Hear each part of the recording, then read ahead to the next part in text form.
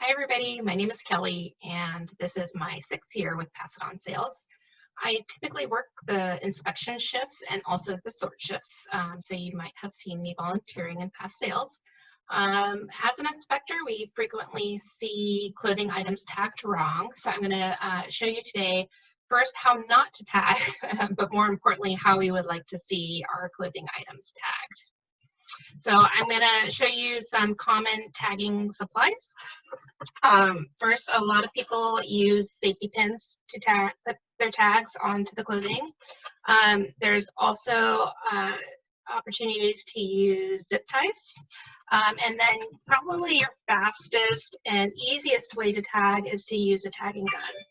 And you can get these online on Amazon. They're relatively inexpensive. And then Kim also has them for sale, and she usually has a stash of these.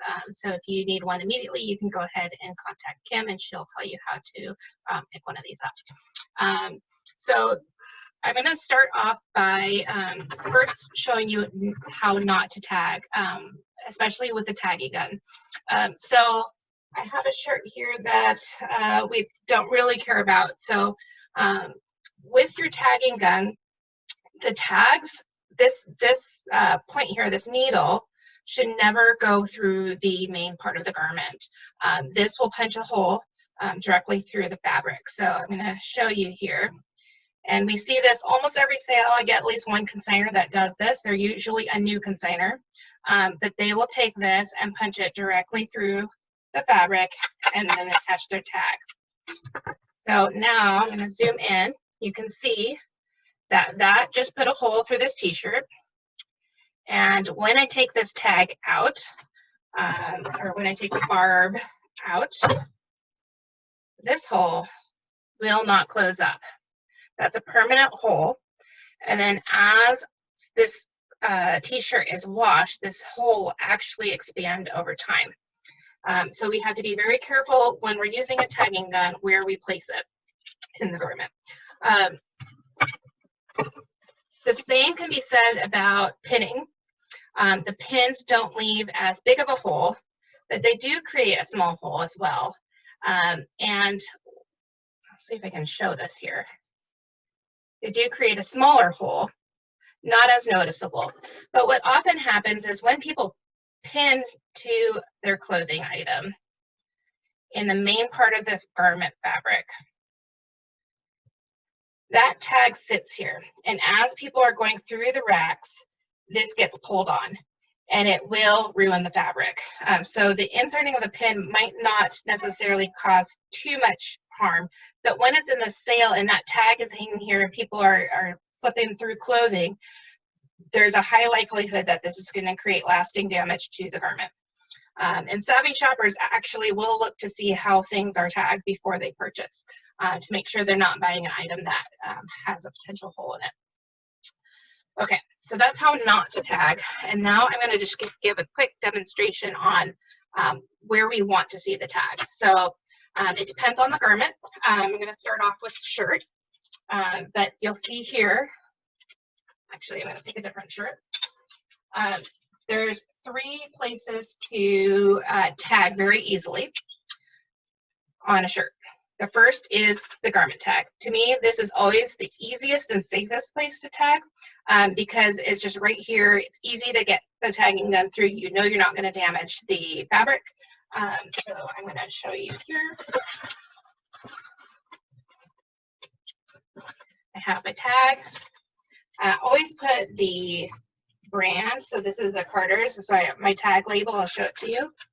It's going to be reversed here, but it says Carter's button-up shirt. And then I put a little bit about the item just in case this comes off. Somebody will know that they're looking for a Carter's button-up shirt with dinosaur print. So this one, I'm just going to go right into that garment tag, pull my trigger, and pull it out, and it's there. So that is the first acceptable spot to tag on a shirt. The 2 other places to tag are in a seam and in the selvage. So the 3 places are garment tag, in a seam, or in the selvage. Now, what's selvage? I didn't know this was what it was called until I started with Pass It On. I think people who sew know what that's called, but it is a little extra bit of fabric on the inside of the seam.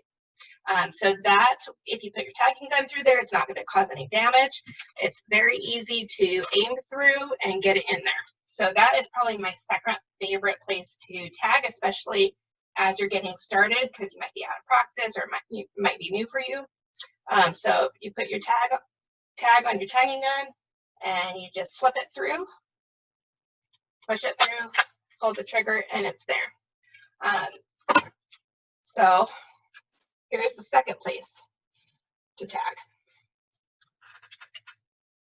Now, the third acceptable place is in a seam, and this is a little bit trickier. You have to be very careful when you're aiming for a seam, because if you get just off, you're going to go through the main fabric of the garment. So the easiest place to hit the seam, or to go between the seams, is in the armpit for shirts.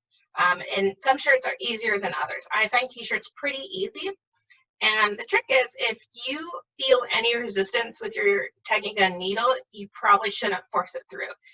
If you hit the right spot, it should just slide right in, because that's likely where the garment tag or the price tag was originally when when the shirt was purchased. So you just quickly just wiggle it through. Oops, I forgot to put my tag on. So here we go. Now I have my tag. So I'm going to do this one more time. Through, pull my tag is right there. Now you can see that that is in a hole. It didn't go through any of the t-shirt fabric. It went straight through that seam in the little pocket there. So those are the three targets. Again, it doesn't matter if you're using the tagging gun or if you're using the safety pins. I would say going through a seam and with the safety pin is going to be a little bit more difficult, but you can use this in selvage here. You could use it in selvage up here with the collar, and then the garment tag as well. And those are the three places that we want tags placed. So they need to be placed either here at the back of the collar, here at the end of a sleeve, or in the seam of the armpit. For a t-shirt, those are the three places, and those are three ways to tag. I'm going to move on here to shorts or pants.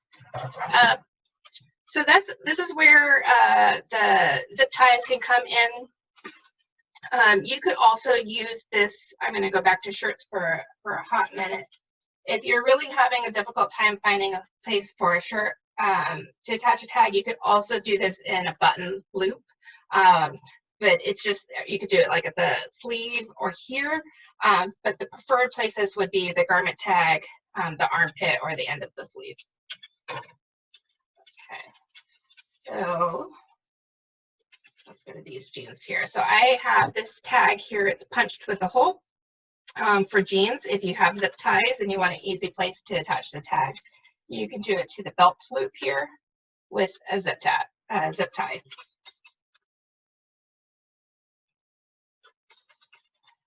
So just like that.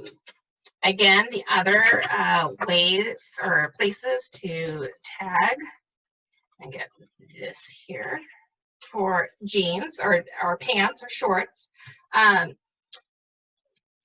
is going to be the garment tag.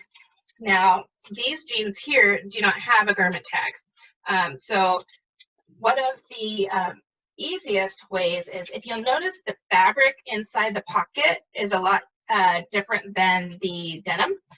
So if you just take a little bit of that fabric, you can actually go right through it with your tagging gun. Oh, that didn't work for me. Let me pull that down. See if you can see here. You can just put it through that pocket fabric, pull your trigger, and pull it out. And so now that it's just sitting right there and it hangs right there nicely, and it's easy, and you're not going through that denim fabric.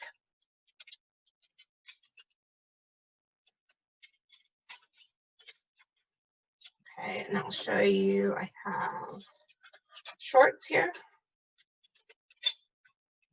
and they have a garment tag. So I'm going to just go right through there. Easy peasy. So the 3 places for shorts and pants that are the easiest, again, garment tag in the back, where the pocket is, or the belt loop, or a button loop. Either of those would be fine. I do find going, you can also go through a seam, but I do find with denim especially, getting through the seam with very little resistance is more difficult. But for things like maybe sweatpants or Docker style pants, it might be a little bit easier to get the tagging done through the seam. Same thing with pinning.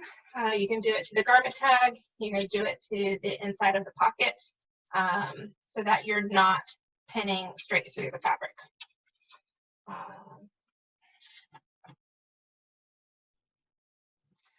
Lastly, I just wanted to share a trick that took me several years to figure out, but is the best way to cut your tags.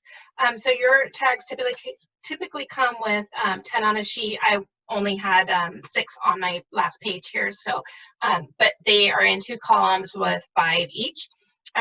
Once you trim the excess off, if you cut them into columns and put your left column over your right column, then you cut from the bottom up, they will actually end up in order. And that way, when you're going to tag, they're automatically in order by item number as you entered them. So that makes it a lot faster as you're going through to tag your items. If you've kept them in order, you just stack them up and go from the top to the bottom. If you are looking for a rack like this, I got this at IKEA. It was $13. I bought it probably 6 years ago when I first started. I like this rack because it is pretty easy to take apart and store when I'm not using it. It's also on wheels, so I can move it back and forth. And it's lightweight, so if I needed to drag this downstairs, if I'm working downstairs, it's easy to move as well. You could also use a chair and a broomstick, but this makes it a lot easier when you're trying to go through a lot of clothes, just to have them racked so that you can just go right along. I also like this rack because it's height adjustable, so sometimes I want to stand up and I can raise it up pretty easily, where other times they want to do it when I'm sitting down. I also was gifted these by a coworker who ordered them for work and didn't need them all. You would have seen these at our sale on our racks, but they are size markers. You don't have to go out and purchase these, but if you have some cardstock laying around or paper plate, small paper plates, that would work as well. And I find this very useful to mark my sizes as I'm working through large groups of clothes. So that I know when I need to switch the size on the inventory, or when I was working and then I can bag them up or rubber band them together. Well, that's it for my tagging tutorial. I hope that was pretty straightforward and easy to follow, and I look forward to posting some more videos. Thanks.